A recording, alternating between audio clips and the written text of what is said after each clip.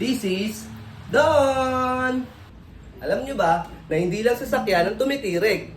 Pati din tong tropa ko. Bali tatanungin natin siya kung bakit siya tumitirik. Bakit siya nga ba tumitirik, kaibigan Makmak? At dahil po sa reaction ng mga gamot, malalakas po ang mga gamot na tinitake ko eh. Dati nga po tumatabi yung mukha ko, lumalabas dila ako, kamay ko umaangat, gumaganon ako. Reaction po ng mga gamot, malalakas ang mga gamot. Bali tatanungin naman natin siya kung saan nagsimula ang tirik niya. Mak. Anong pinagmula ng tirik mo? Simula na mental ako. Ang tawag, robot pa nga po ako dati, itong tululaway ko, nakaganon ako. Aso. Tinuruan po ako magtulak ng shabu sa murang edad ko, batang-bata ako. Siguro ako pinakabatang po siya dito nung araw.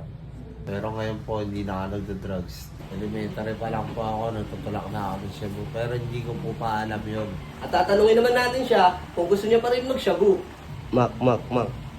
Gusto mo pa ba mag-shabu daw? Ayoko na po. Hindi na po ako gumagamit niya. Maniwala po kayo sa akin. Totoo po sinasabi ko. Bale, ito na siya ngayon. Kaya ngayon, alam nyo na kung ano ang ating trivia for today. Kaya ang payo namin sa mga kabataan, wag na wag kayong Shabu. This is Don! And this is Ma! So ayun, naka-recover na siya mga kaibigan.